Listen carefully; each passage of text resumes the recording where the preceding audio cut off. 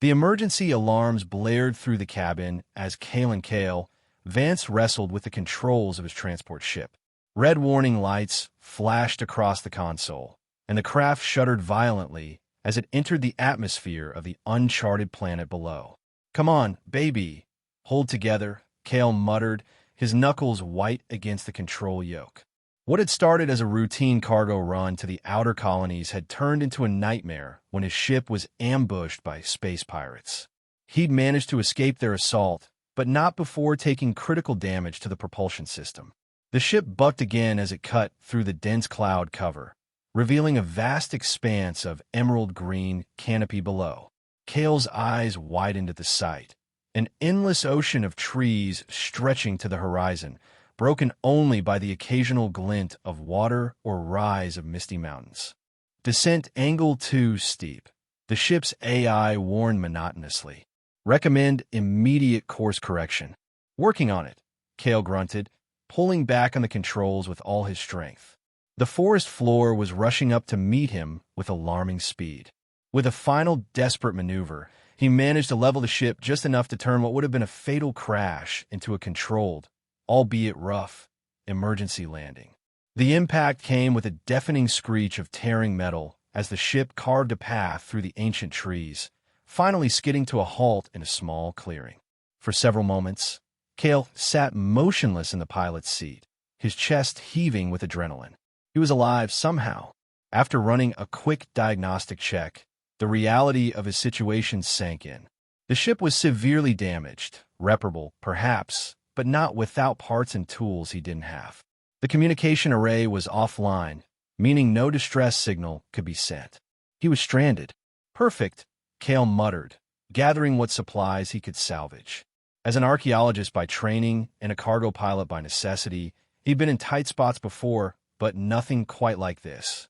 The planet wasn't on any standard charts, which meant it was either uninhabited or deliberately kept off the Galactic Federation's registry. Armed with a portable scanner, emergency rations, and his archaeologist's toolkit, Kale ventured away from the crash site to scout the area. The forest was unlike anything he'd seen on Earth or the colonized worlds. Trees tall as skyscrapers with trunks wider than buildings, luminescent fungi, and flowering vines that seemed to pulse with life, and an atmosphere so rich with oxygen it made him lightheaded. His scanner picked up faint energy readings several kilometers east. Not technological in the conventional sense, but definitely not natural either. With no better option, Kale headed in that direction. After hours of trekking through the dense undergrowth, the forest began to change subtly. Kale noticed symbols carved into some of the trees, intricate patterns that resembled no language he recognized, but were clearly not the work of nature. He took pictures with his scanner, the archaeologist in him momentarily overriding his concern for survival. The path he followed narrowed, becoming what was unmistakably a trail. His pace quickened with renewed hope. Where there were trails, there were people. Or at least something intelligent enough to make trails. The sound reached him before the sight, the distinct metallic clash of weapons, accompanied by shouts and cries. Instinctively, Kale crouched low and moved forward cautiously until he could peer through a screen of ferns to witness the scene before him. In a small clearing ringed by stone monoliths, a battle was taking place. Or rather, what appeared to be an ambush. A young woman with striking features, dark copper skin marked with subtle, luminescent green patterns, hair the color of twilight gathered in intricate braids, was fighting desperately against 5 attackers. She wore armor crafted from what looked like hardened wood and metal alloys unknown to Earth science. Beautifully designed but splattered with blood, some of it her own. Her attackers were similar in appearance, but adorned with armor decorated with red symbols and what appeared to be animal teeth or claws. They fought with primitive yet effective weapons, spears, curved blades, and what looked like dart launchers. The woman was skilled, her movements fluid and precise, as she wielded a remarkable sword that seemed to shimmer with an inner light, its blade patterned like a leaf vein. But she was outnumbered and visibly tiring. As Kale watched, one attacker landed a vicious blow to her side, sending her staggering back against one of the stone monoliths. Her sword clattered to the ground, just meters from where Kale was hidden. "Surrender now," Lyra of the Shadow Tree, snarled the largest of the attackers, a powerfully built man with ritual scars across his face and arms. "Your clan is finished. The sacred grove will belong to the Bloodfawn, and you will belong to me." The woman, Lyra, spat blood on the ground. "I would rather die, Forelag." The Scar Man, Forelag, smiled cruelly. "That can be arranged, but it would be such a waste." Kale knew he should stay hidden. This wasn't his fight, and he had his own survival to worry about. But something about the raw injustice of the scene, 5 against 1, and the woman's defiant courage despite the odds, stirred something in him. Without fully thinking through the consequences, Kale emerged from his hiding place and lunged for the fallen sword. The weapon was surprisingly light in his hands, almost as if it adjusted to his grip. The blade hummed faintly, vibrating with an energy he couldn't explain. "Hey!" Kale shouted, positioning himself between Lyra and her attackers. 5 against 1 doesn't seem fair. How about we even the odds? The attackers froze momentarily, clearly shocked by the appearance of a stranger, an alien from their perspective, wielding the sacred weapon. Kale used their hesitation to his advantage, swinging the sword in a wide arc that forced them to step back. Kale had no formal training with swords. His combat experience was limited to the basic self-defense required for cargo runners operating in the lawless outer reaches of space. But something about this weapon felt right in his hands, almost guiding his movements. Forelag recovered from his surprise quickly, barking orders to his warriors. They circled Kale cautiously, probing for weaknesses. "You have no idea what you've done, outsider," Forelag growled, his eyes filled with hate and, unexpectedly, fear. 2 warriors attacked simultaneously. Kale parried one strike more through luck than skill, the strange sword almost moving on its own to deflect the blow. He sidestepped the second attacker, using the man's momentum to send him crashing into a stone monolith. Behind him, Kale heard Lyra rise to her feet. She called out in a language he didn't understand, but the tone was clearly a warning. One of the attackers shouted something in response, his voice urgent. Forlag's expression shifted from confidence to uncertainty. He barked another command, and to Kale's surprise, the attackers began to retreat, melting back into the forest with practiced ease. Forelag himself was the last to leave, pointing at Kale with his weapon. "This is not over," he said in accented but understandable galactic standard, the common language of the spacefaring races. "You've only made things worse, Starwalker." Then he too was gone, leaving Kale alone with a wounded woman and a growing sense that he'd just stepped into something far more complicated than a simple rescue. Lyra approached him cautiously, one hand pressed against her injured side. She spoke again in her language, her tone questioning. "I'm sorry, I don't understand," Kale replied, lowering the sword. He touched his chest. "My name is Kale. Kalen Vance. I'm from Earth, a planet very far from here." Before Lyra could respond, the clearing filled with new arrivals, a dozen individuals dressed similarly to Lyra, with the same subtle green markings. An elderly woman stepped forward, her face a map of fine wrinkles, but her eyes sharp and clear. Unlike the others, she addressed Kale in perfect galactic standard. "I am Elder Scythia of the Shadow Tree clan," she said, her voice carrying surprising strength. "And you, Starwalker, have just invoked one of our most sacred and binding laws." Kale handed the sword back to Lyra with an apologetic smile. "I just saw someone who needed help. I didn't mean to break any laws." The elder's expression remained grave. "You didn't break our law. You fulfilled it." She gestured to the sword. "That is the leaf steel blade, the sacred heirloom of our clan. By our ancient law, any outsider who wields it in defense of our clan heir during mortal peril becomes bound to them as their marriage guardian." Kale blinked, certain he had misunderstood. "They're what?" "Her husband," the elder clarified, nodding toward Lyra, who was staring at Kale with an expression that mixed shock, anger, and resignation. "By our most sacred tradition, you and Lyra are now bound to marry."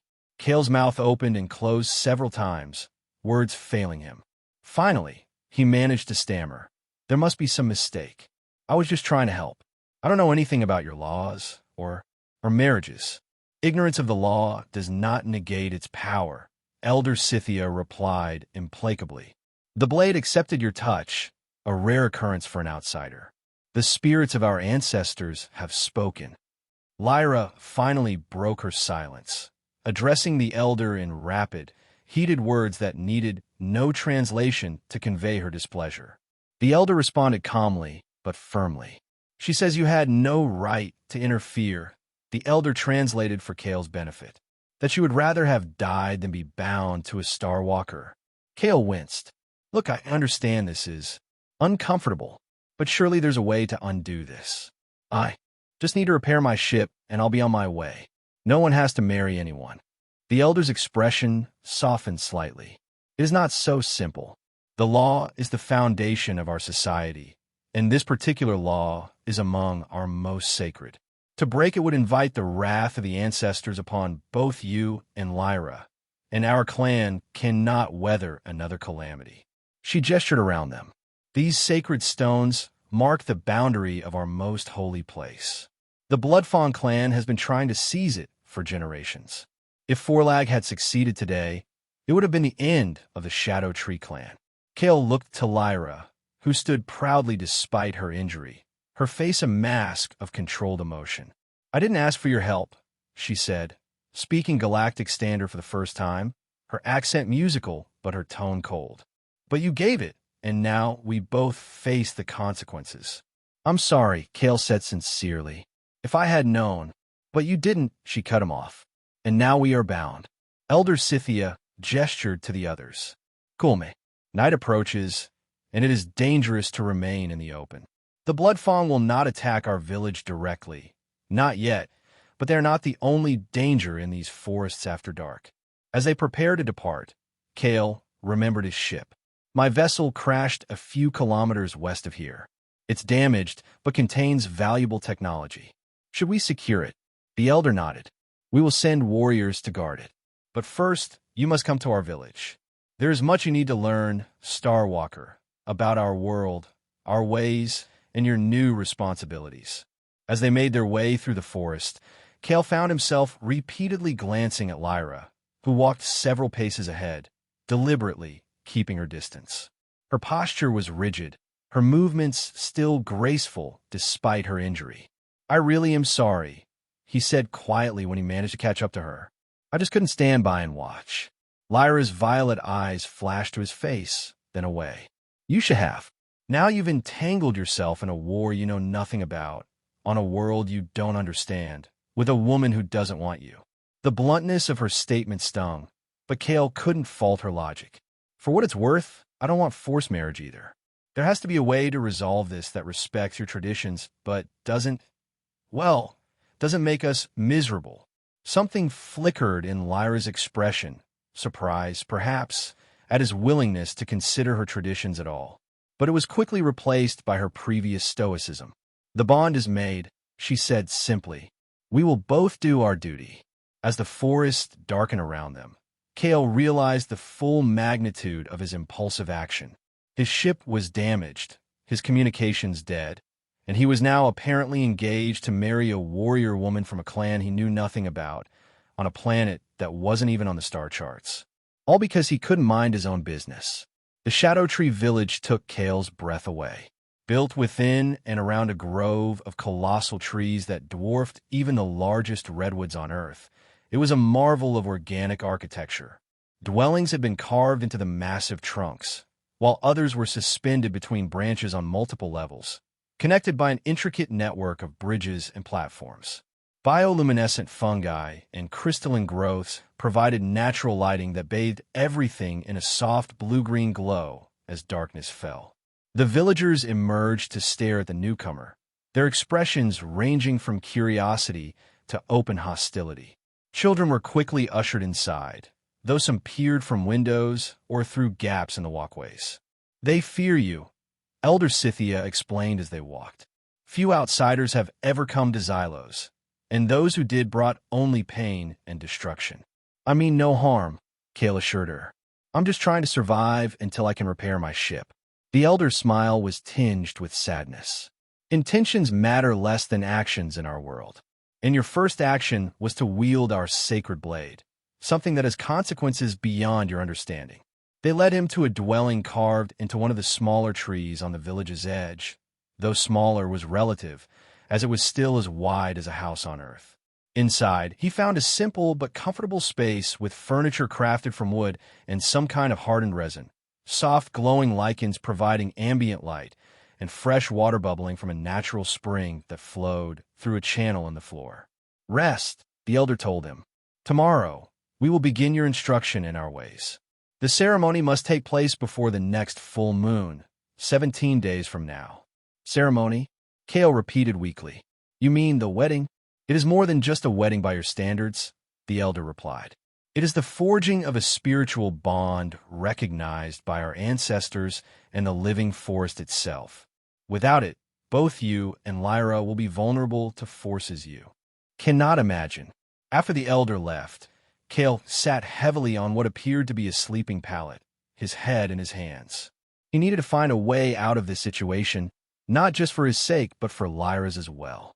She clearly had no desire to be bound to a stranger, especially one from beyond the stars. He was startled from his thoughts by a knock at the entrance. A young boy stood there, carrying a tray with what appeared to be food and medicinal supplies. For you, the boy said in halting galactic standard. Elder says, you need strength. Kale thanked him, and the boy lingered, staring unabashedly. Your skin, the boy said finally. Why no marks?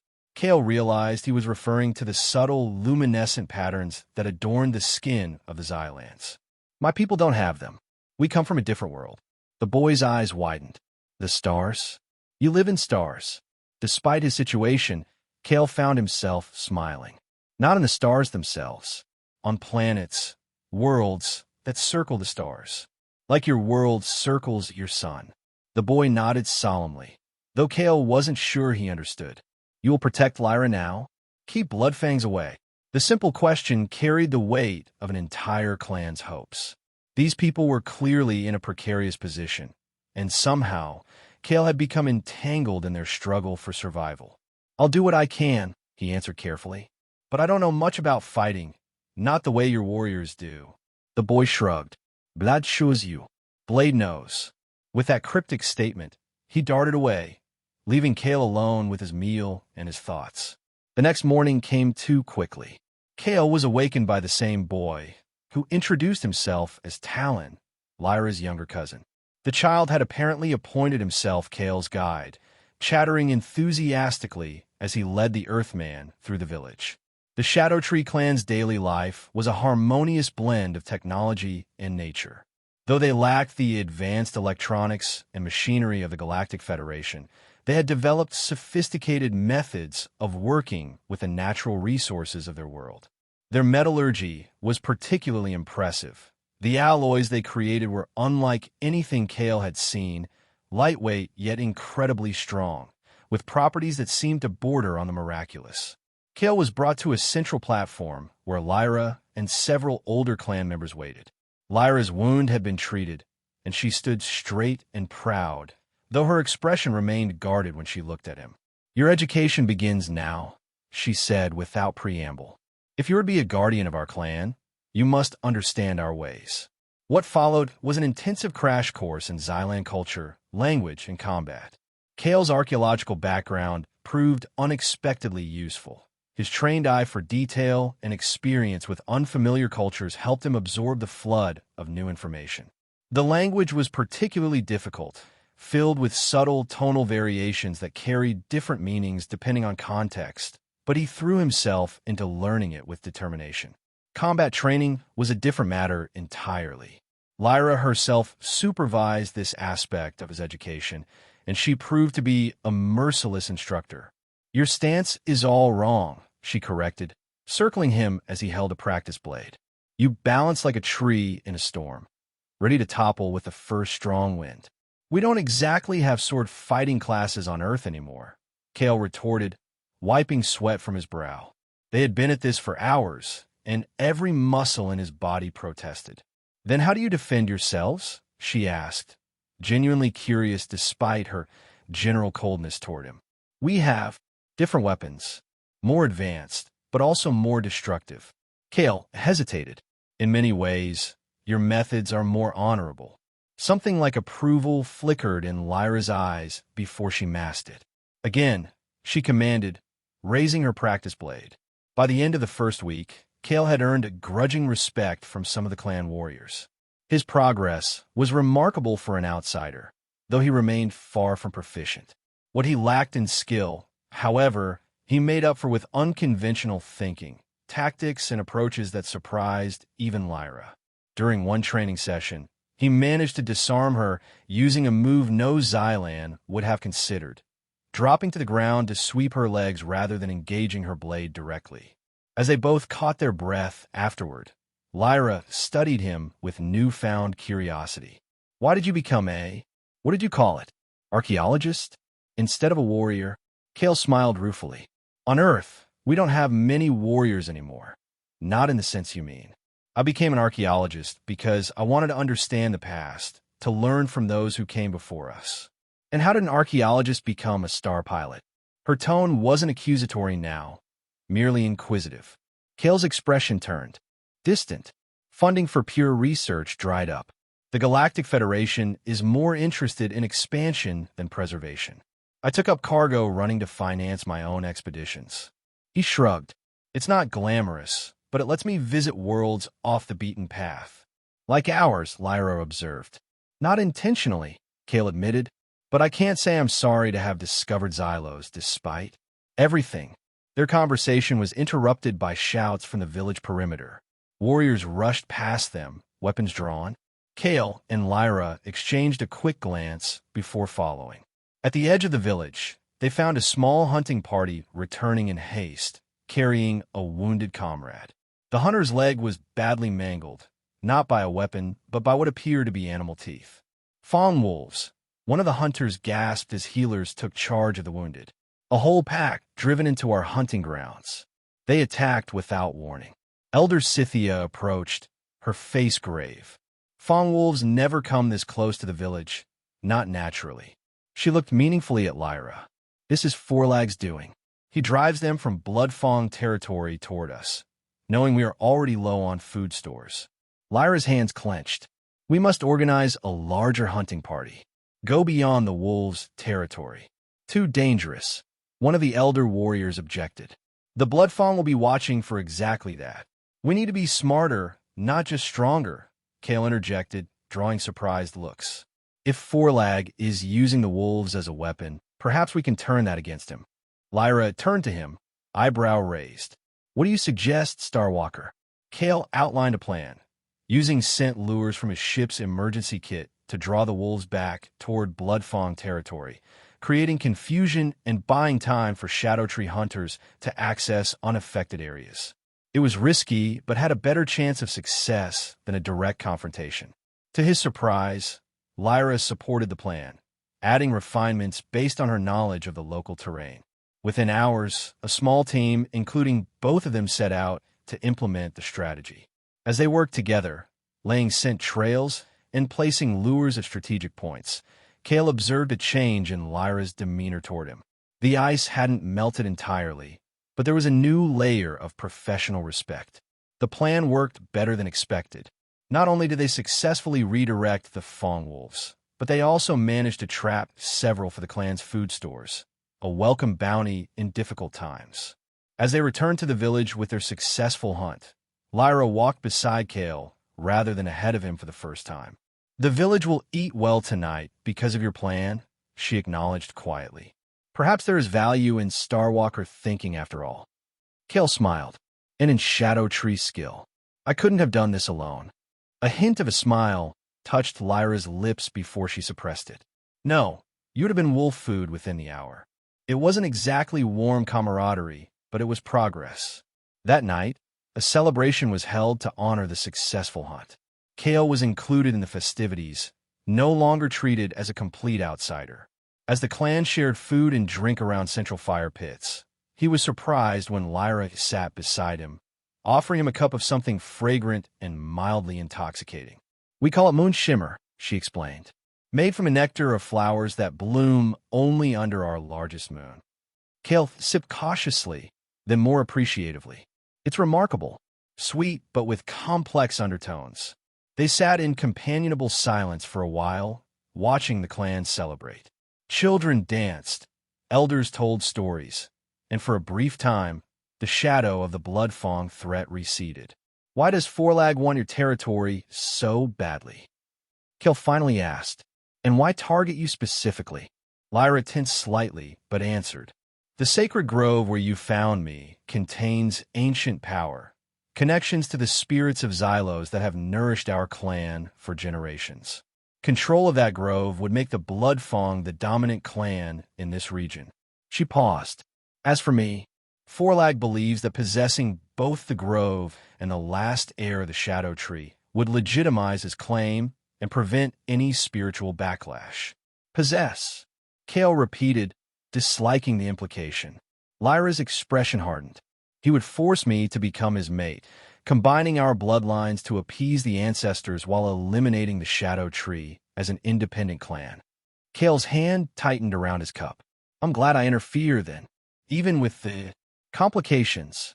Lyra studied him thoughtfully. You truly didn't know what would happen when you wielded the leaf steel blade, did you? I had no idea, Kale confirmed. Where I come from, helping someone in danger doesn't usually result in an engagement. A ghost of a smile passed across Lyra's face. And on your world, would you have someone waiting? For you? Hey, mate. The question caught Kale by surprise. No, he admitted. My work kept me moving too much for lasting relationships. He hesitated, then added, What about you? Was there someone before all this? Lyra looked away. There was Arwen of the River Song clan. We had spoken of joining our clans through marriage. Her voice grew quieter. He was killed in a Bloodfang raid last season. I'm sorry, Kale said sincerely.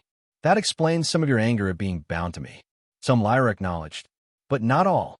My duty to my clan has always come before personal desires. What angers me is not being bound to you specifically, but having the choice taken from me again. She rose to her feet. Rest well, Kale of Earth. Tomorrow's training will be more demanding. As she walked away, Kale realized he had just experienced the most honest conversation they'd shared since his arrival. It wasn't exactly friendship, but it was a beginning. The next morning, a breathless Talon woke Kale before dawn. Come quick. The ship, your star vessel. Bloodfang's trying to take it. Kale bolted upright, grabbing the practice sword he'd been allowed to keep. Within minutes, he and a group of Shadow Tree warriors led by Lyra were racing through the forest toward his crashed ship. They arrived to find a skirmish already in progress. The Shadow Tree guards assigned to protect the vessel were engaged with a larger force of Bloodfang warriors, fighting desperately to hold them back from the ship. They must have learned of its technology, Lyra said grimly as they paused at the forest's edge to assess the situation. Fourlag would gain a significant advantage if he could claim your star weapons. There are no weapons on board, Kale clarified quickly. But there is technology that could be dangerous in the wrong hands. Without waiting for further discussion, Lyra signaled the attack. The Shadow Tree warriors moved with practiced precision, emerging from different points to surround the Bloodfang raiding party. The battle was fierce but brief. Caught between the fresh Shadow Tree reinforcements and the determined ship guards, the Bloodfang raiders were forced to retreat, leaving several wounded behind. As the immediate danger passed, Kale rushed to his ship to assess any damage. To his relief, the Bloodfang hadn't managed to breach the main hull, though they had clearly been trying. He activated the emergency security protocols, which would make future break-in attempts more difficult. While examining the exterior damage, Kale made a discovery that sent a surge of hope through him. One of the communication array panels, thought destroyed in the crash, was merely misaligned. With proper tools and time, he might be able to send a distress signal after all. But as he turned to share this news with Lyra, he found her engaged in heated argument with one of the elder warriors. Though his grasp of their language was still limited, he caught enough to understand the issue. The warrior was questioning Lyra's leadership, suggesting that the Bloodfang's bold attack was a sign of weakness in her command. Before Kale could intervene, Lyra silenced the criticism with a few sharp words and a gesture toward the leaf steel blade at her hip. The elder warrior backed down, but the tension remained palpable. "Is everything all right?" Kale asked when she approached him. "Nothing for you to concern yourself with," she replied tersely, then softened slightly at his obvious concern. "Sedhan believes I am too young and inexperienced to lead in these difficult times. It is an old argument, made more complicated by your arrival." Kale nodded in understanding. "Because now you have an outsider as your future husband, which might be seen as another weakness." "Precisely." Lyra's violet eyes met his directly. "Which is why your progress in our ways must accelerate. The clan must see you as an asset, not a burden." "I'm trying," Kale assured her. "And I may have some good news. I might be able to repair the communication system. If I can contact the Galactic Federation." "No," Lyra cut him off sharply. "Absolutely not." Kale blinked in surprise. "But why?" "They could help with the Bloodfang threat. Provide supplies, maybe even—" "We do not want outsiders here," Lyra stated firmly. "The few who came before brought disease, tried to steal our resources, treated us as primitives to be studied or exploited. The Shadow Tree has survived for generations without interference, and we will continue to do so." "But your clan is struggling," Kale pointed out. "Surely some assistance." "This is not open for discussion." Lyra's tone was final. "As clan heir, I forbid you from contacting these Federation people. If that is your plan, I will order your ship destroyed before I allow it." The threat hung in the air between them, erasing the tentative progress they had made the previous night. Kale felt a flash of anger at her stubbornness, but also a grudging respect for her determination to protect her people's independence. "Fine," he conceded eventually. "No distress call, but at least let me salvage parts to improve your defenses. There's technology on board that could help protect the village without compromising your ways." Lyra considered this compromise, then nodded curtly. "Acceptable, but you will explain everything you take and how it works." As they prepared to return to the village with the wounded guards, Kale couldn't help but reflect on the complexity of his situation. He was trapped between worlds, no longer purely of Earth, but not accepted as truly part of the Shadow Tree. And in less than 2 weeks, he would be bound permanently to this proud, fierce woman who still regarded him with suspicion as often as respect. Their return to the village was subdued. The wounded were taken to healers, while Lyra was immediately summoned to counsel with the elders to discuss the Bloodfang's increasingly bold actions. Left to his own devices, Kale sought out Elder Scythia, finding her tending to a garden of what appeared to be medicinal plants.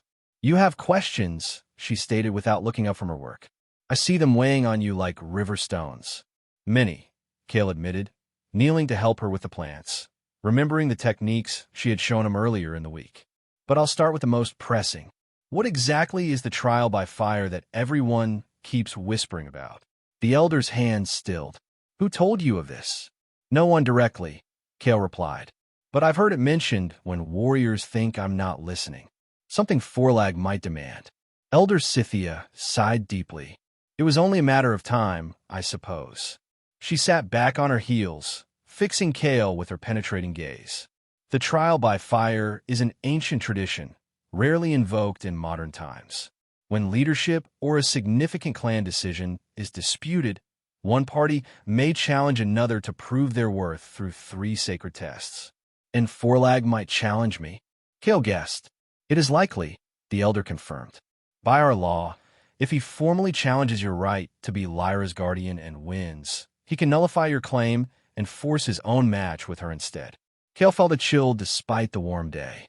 "What sort of tests?" "They vary, chosen by the spirits based on the challenger and challenged. Typically, there is a test of strength or courage, a test of wisdom or knowledge, and a test of spiritual connection to Xylos itself." The elder's expression grew grave. "Few outsiders have ever passed even the first test. None have completed all 3. But if I refuse the challenge, then you forfeit your claim to Lyra and bring shame upon both yourself and the Shadow Tree clan. Lyra would be vulnerable to Forlag's claim without protection." Elder Scythia touched his arm gently. I do not tell you this to frighten you, Star Walker, but to prepare you. The challenge may never come, but if it does, you must be ready. Kale absorbed this information solemnly. Then I'd better continue my training with twice the effort. The elder smiled approvingly. Your spirit is stronger than many give you credit for. Perhaps that is why the leaf steel blade accepted your touch. For the next several days, Kale threw himself into his training with renewed determination. He rose before dawn to practice forms, spent hours with various clan members learning their customs and history, and worked late into the night studying their language. Lyra noticed the change in his dedication, but said nothing until their 5th consecutive day of intensified training, when Kale managed to hold his own against her for nearly 5 minutes before being disarmed. A significant improvement. Your skills grow, she acknowledged as they both caught their breath. Though you still have much to learn. Kale wiped sweat from his brow with the back of his hand. I heard about the trial by fire. Lyra's expression tightened. Elder Scythia should not have told you. She was right to prepare me, Kale countered. Better I know what might be coming than be blindsided like I was with the marriage law. Lyra couldn't argue with that logic. She sheathed her practice blade and sat on a nearby stone, gesturing for him to join her. The trials are designed to be nearly impossible for outsiders, she said bluntly. If Forlag challenges you, when he challenges you, you will be at a severe disadvantage. Then help me, Kale said simply. Not just with combat, but with everything I need to know. If we're stuck in this situation together, we might as well give ourselves the best chance of survival. Lyra studied him for a long moment before nodding once decisively. Meet me at the Eastern Watchtower at midnight. Bring nothing but yourself. That night, Kale slipped through the quiet village to the Eastern Watchtower, a platform built high in one of the border trees. Lyra waited for him there, dressed not in her usual armor, but in simpler attire, a pack at her feet. Follow me, she instructed, and moved silently. They descended from the village using a hidden rope ladder and ventured into the forest. Kale followed Lyra's lead, mimicking her careful steps to avoid detection by the night guards. Soon they were deep in the forest, following a path that seemed invisible to Kale's eyes, but that Lyra navigated with certainty. After nearly an hour of silent travel, they reached a small clearing dominated by a massive stone monolith similar to those in the sacred grove where they'd first met. Unlike those, however, this one stood alone, its surface covered in luminescent moss that made the ancient carvings seem to float in the darkness. This is a training stone, Lyra explained, setting down her pack, used for generations to prepare clan heirs for their responsibilities. Few know of its existence. Only the current heir and their chosen mentor. And you're bringing me here? Kale asked, understanding the significance of the gesture. If you were to face the trials, you need proper preparation. Lyra withdrew the leaf steel blade from her pack, the real one, not a practice weapon. Tonight, we begin with the heart of what it means to be Shadow Tree. What followed was unlike any training Kale had experienced. Lyra showed him meditation techniques that allowed him to sense the subtle energies that flowed through Xylos, the living force that connected the trees, the animals, and the Xylan people themselves. She guided him through exercises with the leaf steel blade that were more ritual than combat, teaching him to feel the weapon not as an object, but as an extension of himself and the forest around him. The blade is more than metal, she explained as Kale moved through a complex series of positions. It is a conduit for the forest's will. When you wielded it that first day, it recognized something in you, a resonance that even I cannot fully explain. They trained through the night, returning to the village before dawn. No one questioned where they had been, though Kale caught knowing looks from Elder Scythia the next day. These secret training sessions continued for several nights, each focusing on a different aspect of what Kale might face in the trials. Lyra proved to be an exceptional teacher when she chose to be, her instructions clear and her patience surprising. During one such session, as they rested beside the monolith under the light of Xylos's 3 moons, Kale asked a question that had been troubling him. Why are you helping me like this? Not just training me, but really trying to prepare me to succeed. Wouldn't your life be simpler if I failed the trials and you were free of this arrangement? Lyra was silent for so long that Kale thought she might not answer. When she finally spoke, her voice was soft but resolute. My life has never been about what is simpler. It has always been about duty to my clan. She met his gaze steadily. And despite everything, I believe you failing the trials would be worse for my people than you succeeding. Because of Forelag? Not just him. Lyra drew her knees up to her chest, suddenly looking younger than her years. The Shadow Tree clan is dying, Kale. Our numbers dwindle, our territory shrinks, and our ancient knowledge fades with each elder we lose. We need something different, something new. She looked at him with unexpected vulnerability. Perhaps that something is you. The admission hung in the air between them, shifting the dynamic of their relationship in ways neither fully understood. After a moment, Lyra stood briskly, her moment of openness passing. Enough rest. We practice the river crossing stance again. Your balance is still too earth-centered. But something had changed. In the days that followed, their interactions carried a new undercurrent of mutual respect and shared purpose. The cold distance Lyra had maintained gave way to a cautious camaraderie. Even in the village, among others, they moved more as partners than reluctant associates. This shift did not go unnoticed. Some clan members approved, seeing it as a sign that perhaps this strange Starwalker might indeed be a worthy guardian for their heir. Others remained skeptical, whispering that Lyra was being too easily influenced by the outsider's exotic appeal. 10 days after Kale's arrival, the event they had been preparing for finally came. A Bloodfang messenger arrived at the village borders under a flag of parley, bearing Forelag's formal challenge. Kale was to face the trial by fire the next new moon, just 7 days away. The village erupted in a flurry of activity. Such a challenge was rare enough to be momentous, and the stakes could not be higher. If Kale failed, not only would Lyra be vulnerable to Forelag's claim, but the Shadow Tree clan's already tenuous position would be further weakened. Elder Scythia called a council meeting that evening, with Kale and Lyra at the center. The atmosphere was tense as clan leaders and warriors debated strategies and implications. The challenge is clearly timed to coincide with the gathering of clans, one elder pointed out. Forelag wants an audience for his victory.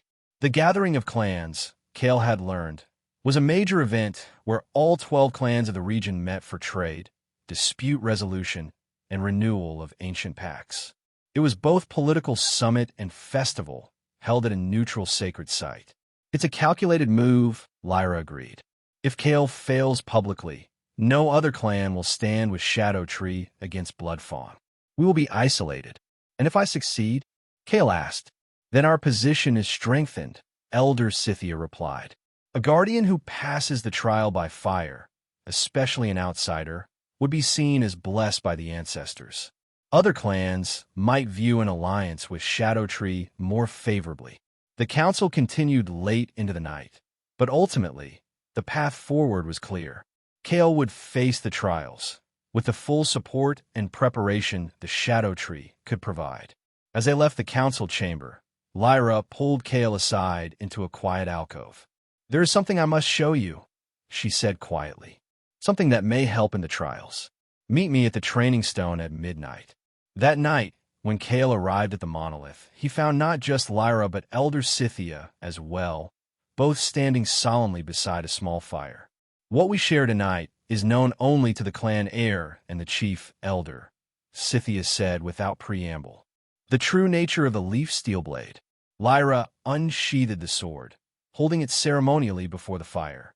In the flickering light, the blade seemed to absorb and amplify the flames, its leaf vein patterns glowing with inner energy.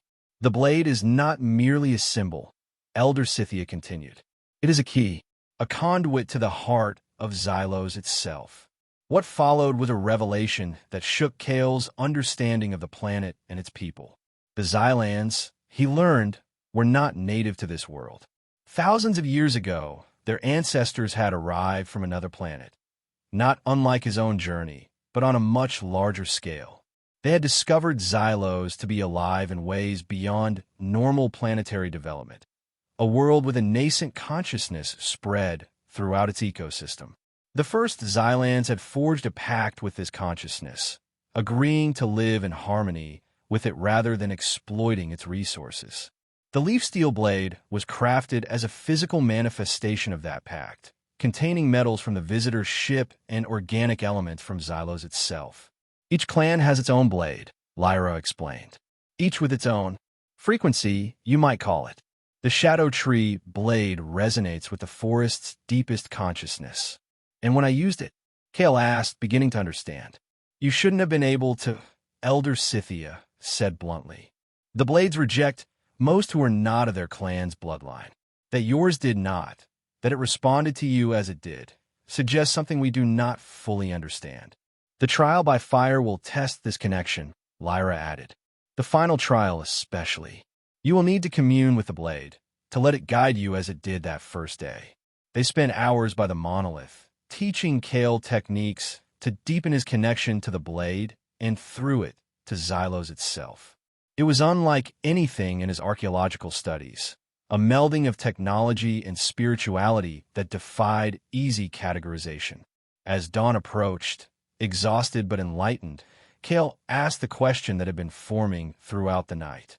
This consciousness, can it help against the blood fawn? Elder Scythia shook her head. The pact forbids using the connection for violence against other clans. The consciousness recognizes all Xylans as its children, even those who have strayed from the original harmony. But it may help you survive the trials, Lyra said, which in turn may help us find a more lasting solution. The next 7 days passed in a blur of intensive preparation. By day, Kale trained publicly with the clan's warriors, focusing on combat and survival skills. By night, he worked secretly with Lyra and occasionally Elder Scythia on the spiritual and mental aspects of the trials. The bond between Kale and Lyra deepened through this shared purpose. Their conversations became more personal, extending beyond training to hopes, fears, and even occasional laughter. Kale shared stories of Earth and his archaeological discoveries on other worlds, while Lyra revealed more about her childhood and the weight of responsibility she had carried since being named clan heir at a young age. On the eve of the trials, Kale found himself unable to sleep. He sat outside his dwelling, gazing up at the unfamiliar stars of Xylos' night sky, wondering if he would ever see Earth's constellations again. He was surprised when Lyra appeared, silently taking a seat beside him. Nervous? She asked softly. Terrified, Kale admitted with a small smile. But also, ready, I think. As ready as I can be. Lyra nodded, understanding in her eyes. The first challenge my father faced as clan leader, he told me he was so frightened he nearly fled into the forest. What stopped him? He said he realized that courage isn't the absence of fear. It's the determination to continue despite it. She placed a hand hesitantly on Kale's arm. You have that determination. I've seen it. The touch was simple but profound. The first time she had initiated physical contact outside of training. Kale covered her hand with his own, their eyes meeting in the soft glow of the bioluminescent lichens. Whatever happens tomorrow, Kale said quietly, I want you to know that I don't regret picking up that sword, even with everything that followed. Lyra's expression softened. Nor do I regret that you did, though I was certainly angry enough at the time. They sat together in companionable silence until Lyra eventually stood to leave. At the doorway, she turned back. One more thing you should know, she said. The trial by fire isn't just a test for you. It's a test for us, for our bond. My strength will flow to you during the trials, if our connection is true. Before Kale could ask what she meant, she was gone, leaving him with her words and the lingering warmth of her touch. Dawn broke clear and cool on the day of the trial by fire. Kale was awakened by a ceremonial group of clan members who helped him dress in traditional garments.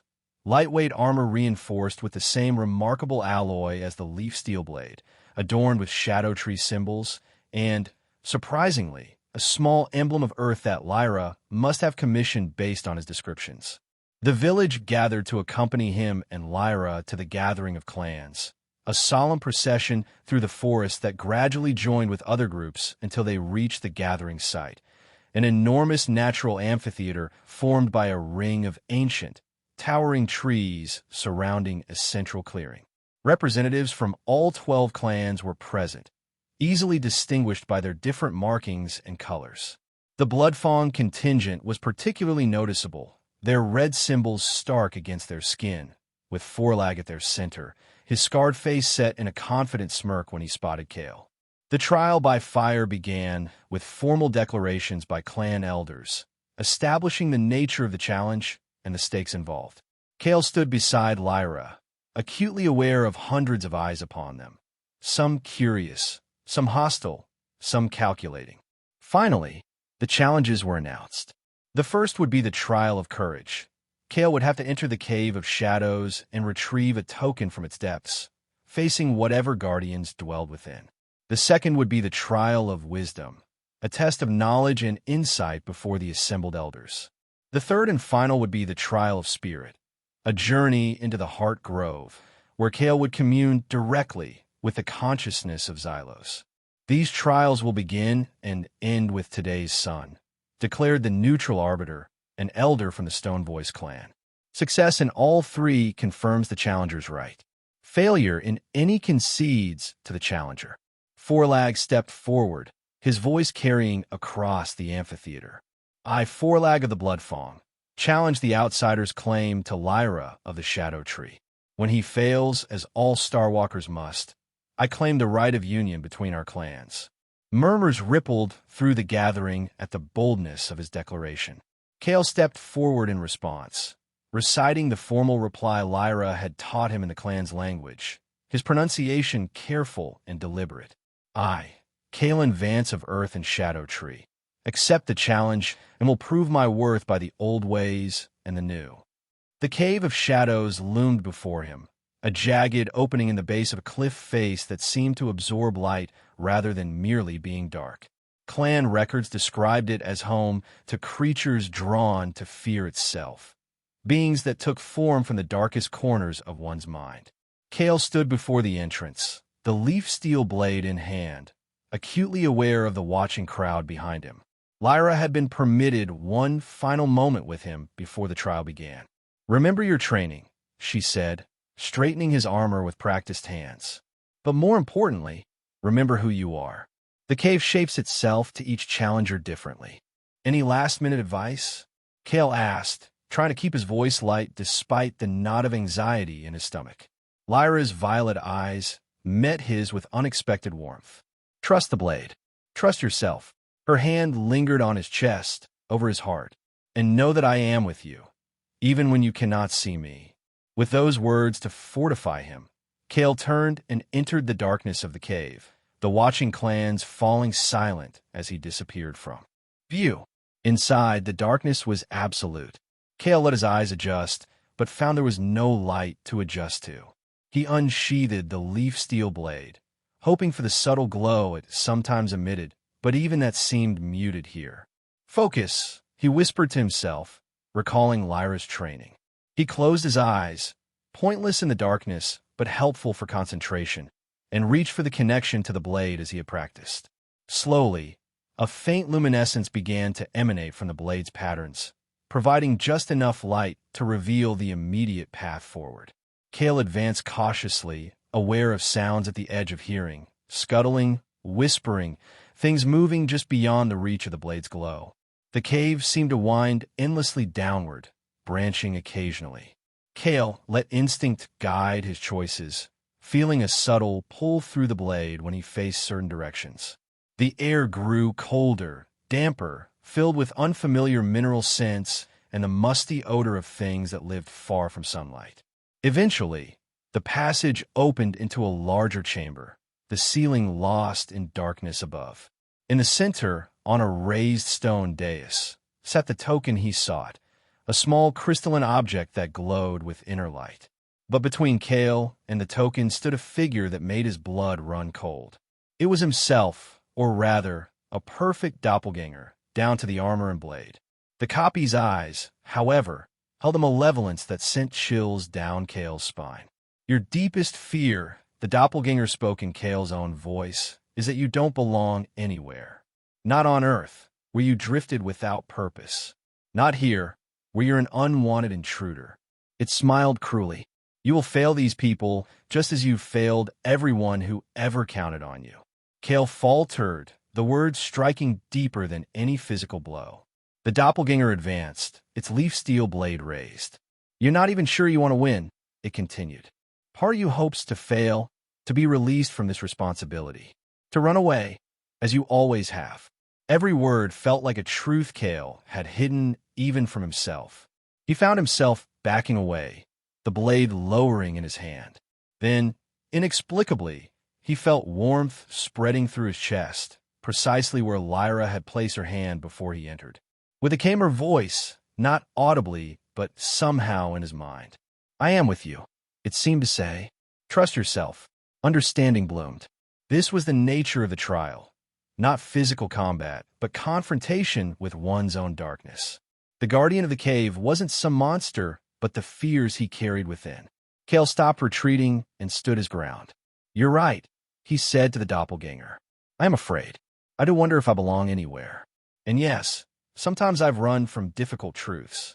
The doppelganger hesitated, seemingly confused by the admission. But that doesn't mean I'll fail now, Kale continued, finding strength in acknowledging his fears rather than denying them. I choose to stay, to fight, not because I'm fearless, but because some things are worth being afraid for. He raised the leaf steel blade, which now glowed brighter than before. I may not have chosen this path, but I walk it willingly now. The doppelganger hissed and attacked. Its movements mirror images of Kale's own training. But something had changed. Kale fought with a clarity and purpose that transcended technique, guided by instinct and the connection he felt both to the blade and, somehow, to Lyra herself. The battle was brutal but brief. When Kale finally struck a decisive blow, the doppelganger dissipated like smoke, leaving only whispers that faded into the darkness. The path to the token lay clear. When Kale emerged from the cave, token in hand, the gathered clans erupted in sounds of surprise and appreciation. No one had expected the outsider to pass the first trial, least of all Forelag, whose face contorted with poorly concealed rage. Lyra's expression, by contrast, was one of fierce pride mingled with relief. As Kale presented the token to the Stone Voice Arbiter, their eyes met across the clearing, a silent communication of shared victory. But there was little time to celebrate. The second trial, the trial of wisdom, began almost immediately. Kale was brought before a semicircle of elders from each clan, who would pose questions and puzzles to test not just his knowledge, but his judgment and insight. This was perhaps the trial where his outsider status was most disadvantageous. Many questions would relate to Xylan history and customs he had only recently begun to learn. The questioning began simply enough, with basic inquiries about clan structures and sacred sites. Kale answered correctly, drawing on his intensive studies with Elder Scythia and Lyra. But soon the questions grew more complex, delving into ethical dilemmas and ancient conflicts that had shaped Xylan society. One elder posed a particularly difficult scenario. A clan faces starvation during drought. Their neighbors have surplus but refuse to share. Is it right to take by force what is needed for survival? Kale considered carefully before answering. Force should be the last resort, not the first. I would first seek to understand the neighbor's refusal. Is it from genuine need, fear, or hostility? Then I would offer what the clan does have in exchange: services, knowledge, future considerations. If these fail and lives are truly at stake, then minimal force to secure what is needed, not wanted but needed, might be justified with the debt acknowledged and repaid when possible. His answer caused murmurs among the elders, neither fully aligned with traditional Xylan thinking nor entirely foreign to it. This pattern continued through many questions, with Kale offering perspectives informed by both Earth wisdom and his growing understanding of Xylan values. When asked about the relationship between the clans and Xylos itself, Kale drew on what Lyra and Elder Scythia had shared about the planet's consciousness, speaking of stewardship and partnership rather than ownership or exploitation. This answer, particularly, seemed to resonate with many of the assembled elders. Finally, the stone voice arbiter posed the last question. You stand between two deaths, your mates and 100 clan members you do not know. You can save only one. Which you choose and why? A hush fell over the gathering. This was clearly a question with no correct answer, but designed to reveal character and values. Kale took a deep breath before responding. I would try to save both, he said firmly. That is not an option in this question, the arbiter replied. Then with respect, it is the wrong question, Kale countered. A leader's duty is to find the third path when faced with impossible choices. I would give my life attempting to save both. For what kind of guardian would I be if I accepted such limitations without challenging them? For a long moment, silence reigned. Then, unexpectedly, one of the elders began to laugh, a warm, appreciative sound. Others joined, not in mockery, but in recognition of an answer that defied convention while honoring deeper principles. The arbiter nodded solemnly. You speak as neither Xylan nor outsider, but as something new. The trial of wisdom is past. Forlag's fury was now plainly visible, his supporters shifting uncomfortably as the mood of the gathering turned increasingly in Kale's favor. 2 trials passed, with only the most difficult remaining, the trial of spirit, which would take place as the sun began to set. During the brief respite between trials, Lyra was finally permitted to approach Kale. They sat together at the edge of the gathering, sharing a simple meal and quiet words away from prying ears. You felt it, didn't you? Lyra asked. In the cave? My presence. Kale nodded. It was unexpected, like you were there with me, helping me face my fears. The bond between guardian and protected is more than ceremony, Lyra explained, her voice soft. It creates a connection that grows with trust and other feelings. A faint blush colored her cheeks. The final trial will test that bond more deeply than either of the others. What should I expect? Kale asked. Even I cannot say for certain. The Heart Grove responds differently to each who enters.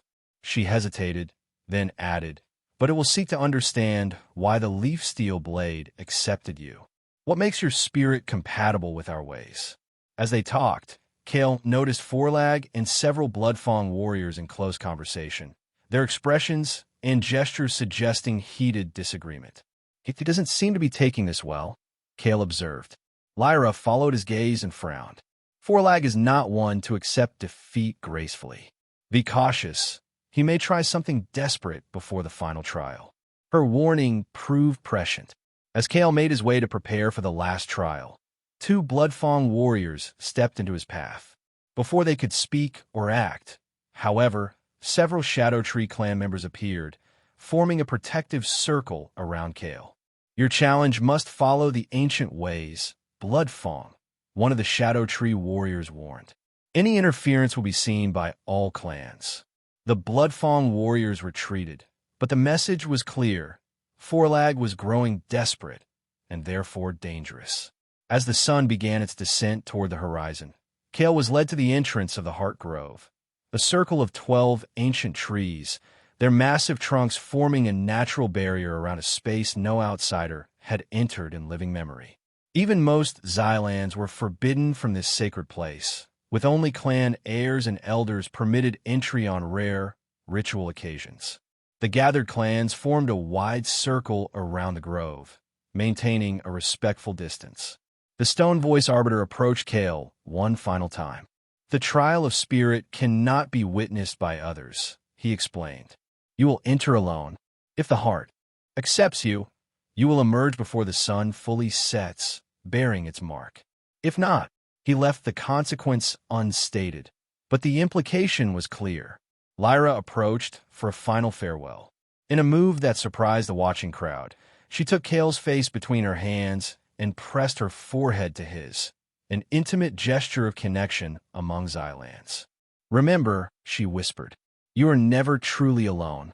With those words to strengthen him, Kale turned and walked between 2 of the massive trees, entering the Heart Grove.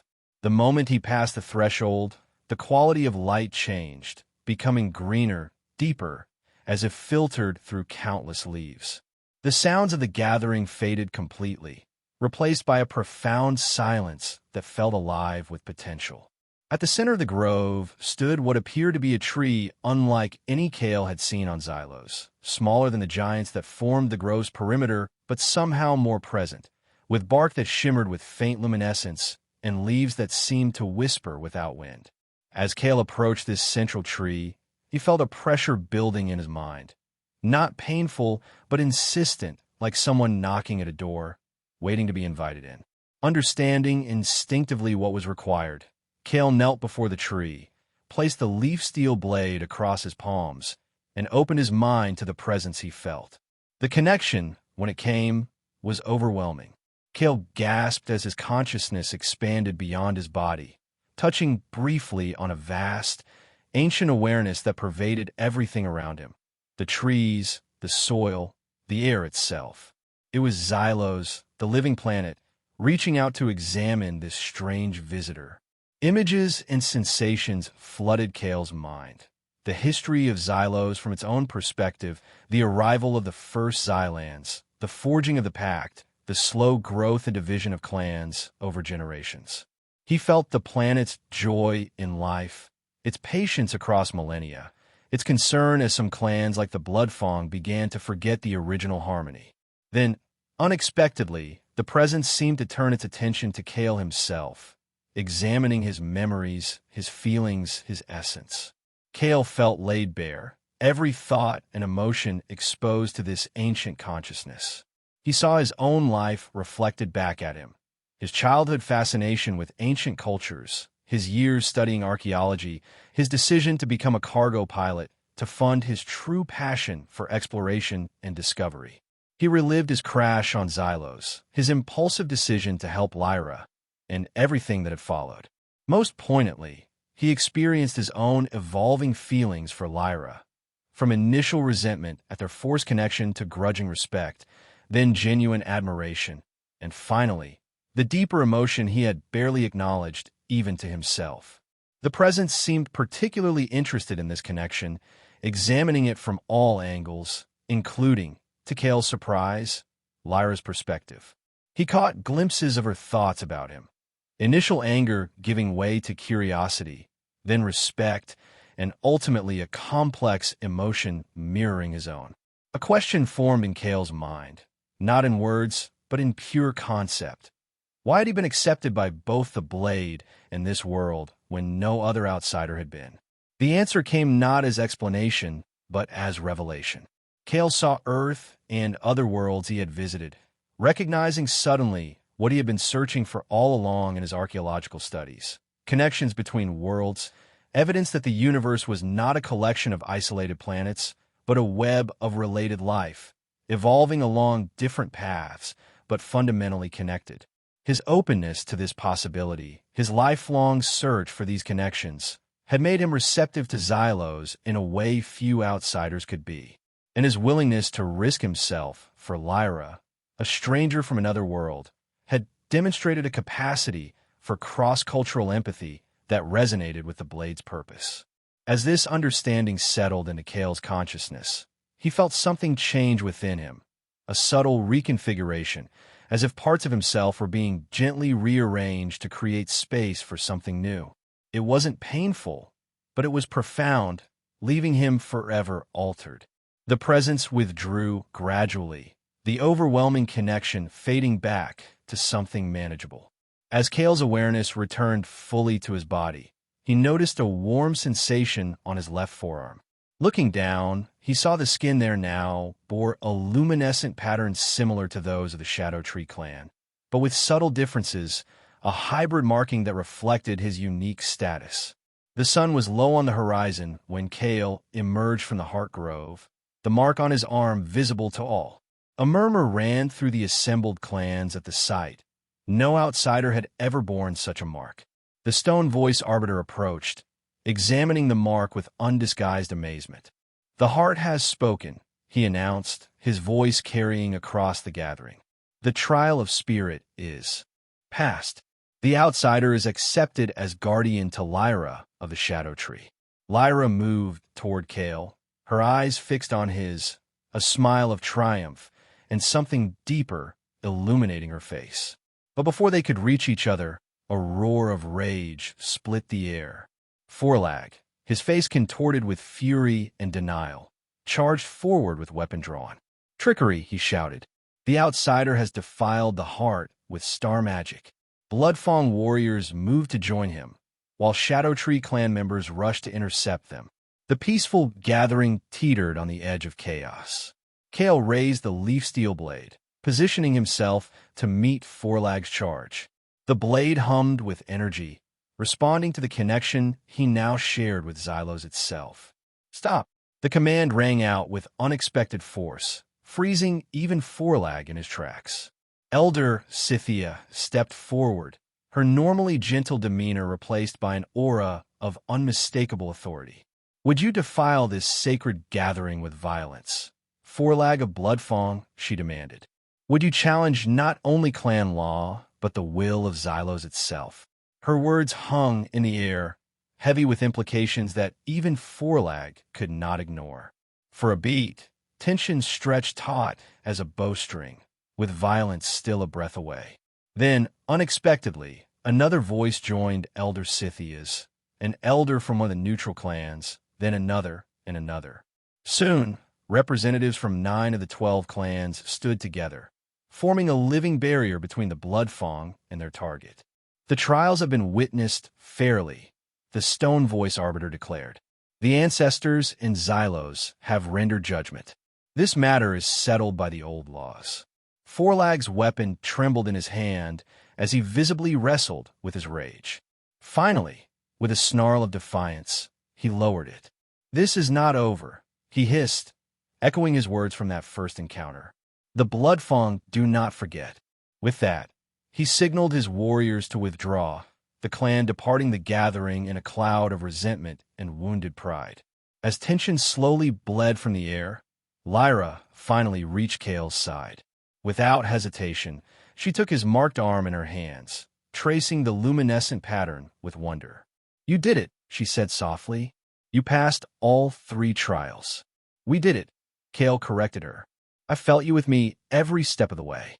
Around them, the remaining clans began to approach, offering congratulations and expressions of newfound respect. Many examined Kale's mark with undisguised curiosity, while others spoke of alliances and trade possibilities with the Shadow Tree clan, diplomatic overtures that had been withheld while the clan was perceived as weakening. As night fell fully, the gathering transformed into a celebration. Fires were lit, music began, and the traditional festivities of the gathering of clans resumed with new energy. The Shadow Tree clan, so recently isolated, found itself at the center of attention, with Kale and Lyra the focus of much interest. During a rare moment of relative privacy, as they sat together watching the celebrations, Lyra turned to Kale with uncharacteristic vulnerability in her expression. "What did you see?" she asked quietly. "In the Heart Grove. Everyone's experience is different." Kale considered his answer carefully. "I saw everything. Xylos, the history of your people, my own past." He hesitated, then added, "And I saw us. The connection between us from both perspectives." Lyra's eyes widened slightly. "Both?" "Yes," Kale confirmed, watching her closely. "I felt what you felt, from the beginning until now." A faint blush colored Lyra's cheeks, but she didn't look away. "Then you know." "I know," Kale said softly, "and I feel the same way." The admission hung between them, delicate and profound. Lyra's hand found his, their fingers intertwining naturally. "When I first suggested you might be something new for our clan," she said, "I had no idea how true that would prove to be." Her thumb traced the luminescent marking on his arm. "No outsider has ever been accepted like this. It changes everything." Before Kale could respond, they were interrupted by the approach of representatives from several clans, eager to establish relations with the newly legitimized guardian of Shadow Tree. The private moment passed, but the connection remained, stronger than before. The remaining days of the gathering of clans were filled with diplomatic discussions, ceremonial exchanges, and continued celebrations. Kale found himself increasingly involved in negotiations, his unique perspective as both outsider and accepted Guardian, providing unexpected advantages in discussions with other clans. Through it all, the Bloodfawn clan remained conspicuously absent, having departed immediately after Forlag's defeat. This absence cast a shadow over the otherwise successful gathering, with many elders expressing concerns about what retribution Forlag might be planning. These concerns proved prophetic. On the final night of the gathering, as the clans prepared for their journeys home the next day, a breathless Shadow Tree scout arrived with alarming news. "The Bloodfawn move against our village," he reported to the hastily assembled Shadow Tree leadership. "Forlag leads them with strange weapons. They attack from the north." "Strange weapons?" Kale questioned, a cold dread forming in his stomach. "Fire that burns blue in straight lines," the scout described. "Like lightning, but controlled." Kale and Lyra exchanged horrified glances. "My ship," Kale realized. "They must have salvaged technology from it. Energy weapons, probably the emergency flares or power cells." "How many warriors?" Lyra demanded of the scout. "All of them. The entire Bloodfawn clan and mercenaries from beyond the western ranges." Elder Scythia's face grew grave. "Our village is lightly defended. Most of our warriors are here at the gathering." "Then we must return immediately," Lyra declared, already rising to organize their departure. "You will not go alone," came a voice from behind them. The leader of the Riversong clan stepped forward. "The Bloodfawn violate the peace of the gathering. This concerns all clans." One by one, representatives from the other clans present voiced their support. What had begun as Forlag's personal vendetta had escalated into a matter of interclan law and tradition. By attacking during the sacred gathering time, he had broken one of Xylos's oldest taboos. Within hours, a united force had been assembled. Not just Shadow Tree warriors, but fighters from 7 other clans as well, all moving with urgency through the night forest toward the Shadow Tree village. Kale and Lyra led them, pushing the pace as fast as safety allowed. They arrived at dawn to find the village under siege. Bloodfawn warriors surrounded the massive trees, using salvage technology from Kale's ship alongside traditional weapons. Blue energy beams cut through wooden defenses, while smoke rose from several smaller structures set ablaze. The defenders, mostly elders and younger clan members, had withdrawn to the higher levels of the tree dwellings, using the natural height advantage to hold off the attackers. But it was clear they couldn't last much longer against the technological advantage Forlag had secured. Kale assessed the situation quickly. "They're concentrating on the eastern approach, trying to reach the central tree. If we divide our forces, we can catch them in a pincer movement." The clan leaders agreed, splitting their warriors into 3 groups. One to attack from the south, one from the west, and a smaller force led by Kale and Lyra to target Forlag directly. As they prepared to move into position, Kale turned to Lyra. "This isn't just about us anymore. Forlag has crossed a line that threatens all the clan's way of life. If he's willing to use salvage technology against his own people, there's no telling how far he'll go." Lyra nodded grimly. "He must be stopped here and now." She placed her hand over his heart, echoing her gesture before the first trial. Together, the battle erupted with coordinated precision. The allied clan forces struck from multiple directions, catching the Bloodfawn by surprise. The advantage of the salvage weapons was partially negated by their unfamiliarity. Many Bloodfawn warriors wielded them clumsily, wasting power or missing their targets entirely. Kale and Lyra, with a small group of elite warriors from various clans, fought their way through the chaos toward the center of the attack, where Forlag directed his forces. The leaf steel blade hummed with energy in Kale's hands, his connection to Xylos itself seeming to guide his movements with preternatural accuracy. The fighting was fierce and chaotic. Clan fought clan in a way that hadn't been seen on Xylos for generations. The air filled with shouts, the clash of weapons, and the distinctive whine of energy discharges. Finally, Kale caught sight of Forlag on a raised platform beneath the central tree, clutching what appeared to be a modified power cell from Kale's ship attached to a crude projector, a makeshift but deadly energy weapon. "There!" Kale pointed. We need to reach him before he can cause more damage. They fought their way forward, covering each other's backs with practiced coordination. The bond between them, strengthened through the trials, now manifested as an almost telepathic awareness of each other's movements and intentions. Just as they neared Forlag's position, a Bloodfang warrior appeared suddenly from behind a burning structure, aiming a salvaged weapon directly at Lyra. Kale moved without thinking, pushing her aside and raising the leaf steel blade in defense. The energy beam struck the blade, but instead of being deflected, it was absorbed, the leaf vein patterns on the metal glowing with the captured power. Both Kale and the attacker froze in shock at this unexpected development. Instinctively, Kale pointed the charged blade at a nearby Bloodfang weapon cache, releasing the stored energy in a controlled burst that detonated the salvage technology in a harmless direction. The blade, Lyra breathed in amazement. It can neutralize their advantage. Understanding bloomed between them. The ancient technology of the leaf steel blade, this fusion of Xylan's planetary consciousness and the original settlers' metallurgy, had been designed to contain and redirect energy. It was a safeguard built into the very foundation of their society, protection against the misuse of technology. Word spread quickly among the allied warriors.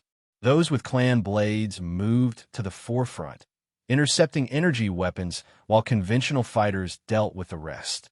The tide of battle shifted rapidly as the Bloodfang's technological advantage evaporated.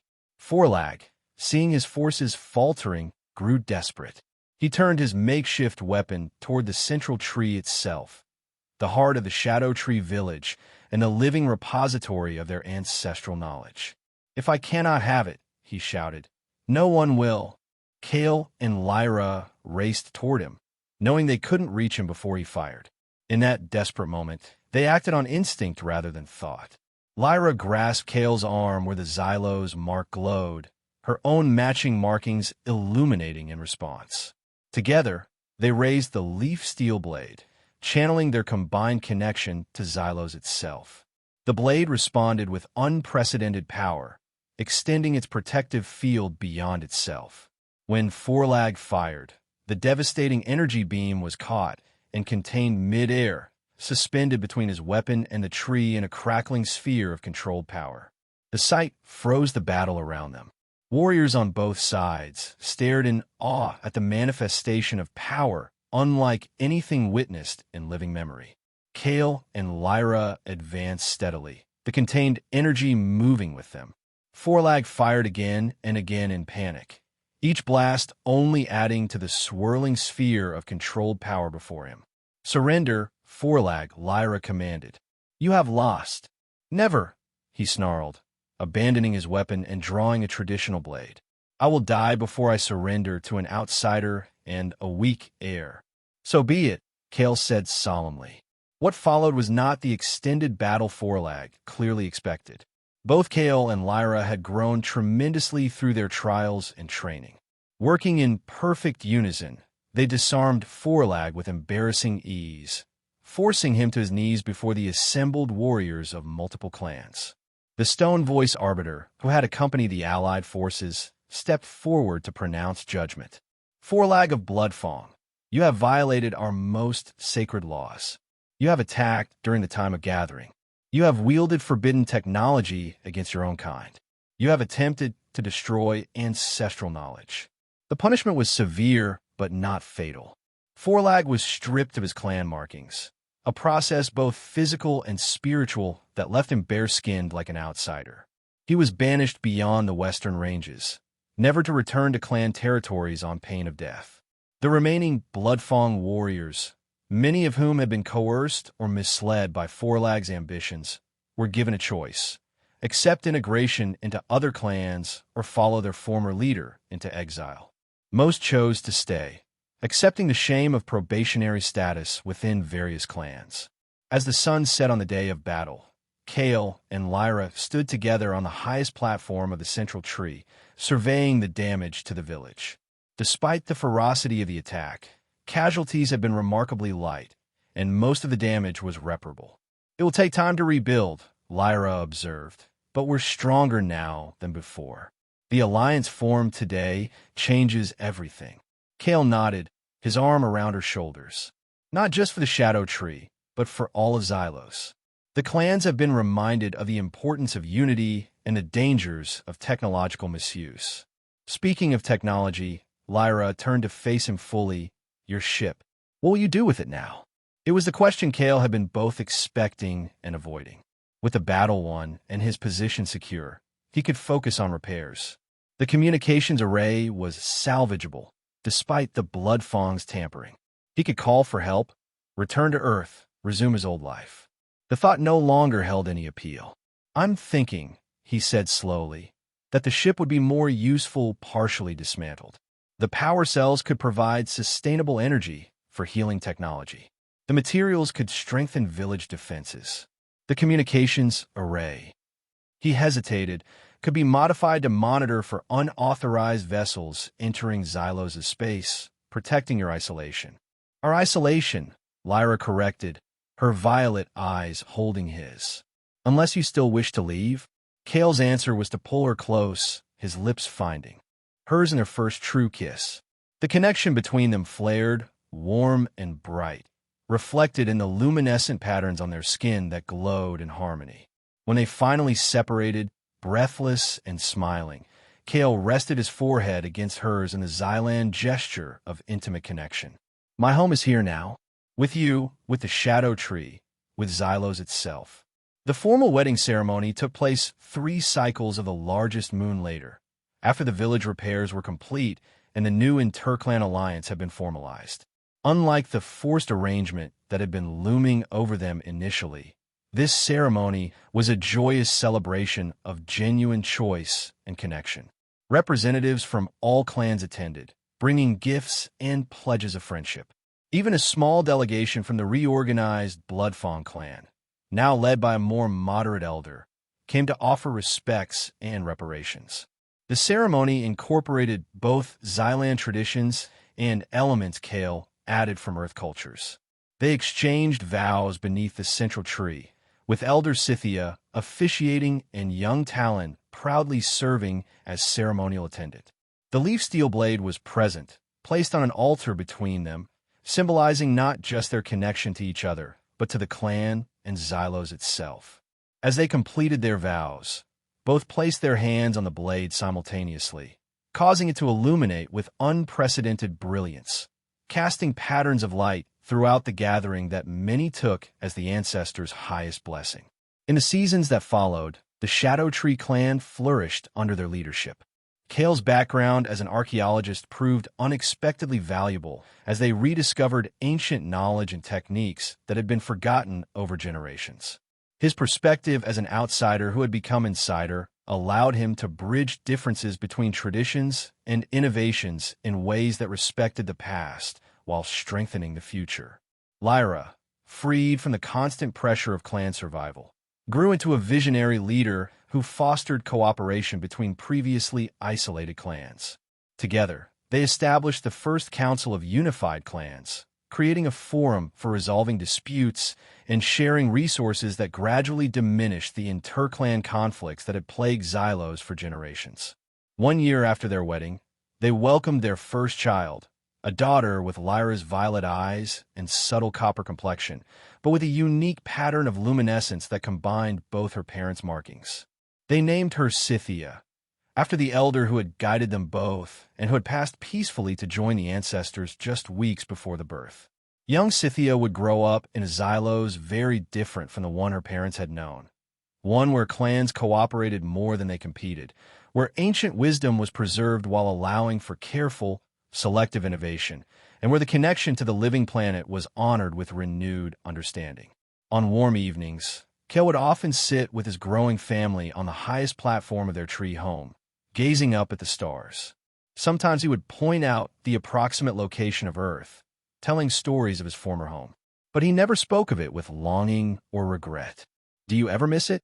Lyra asked him once, their daughter sleeping peacefully between them. Your world among the stars. Kale considered the question honestly. I miss certain things, people I knew, places I loved. But I was always searching there, always restless. He took her hand, their matching markings illuminating gently at the contact. Here, I found what I was looking for without knowing it. Purpose, belonging, home. All because you picked up a sword to help a stranger, Lyra mused, smiling at the memory that once had angered her. The best impulsive decision I ever made, Kale agreed, leaning over to kiss her gently, even if I had no idea what I was getting myself into. Below them, the Shadow Tree village hummed with evening activity. Around them, the forest of Xylos pulsed with the quiet energy of a world alive with consciousness. Above them, stars sparkled in patterns Kale had once found alien, but now recognized as familiar, the constellations of home. He had wielded her clan's sword to protect her, oblivious that he would become her husband. But in that single act of courage and compassion, he had found a destiny greater than anything he could have imagined. Not just a marriage, but a true partnership that would help shape the future of an entire world.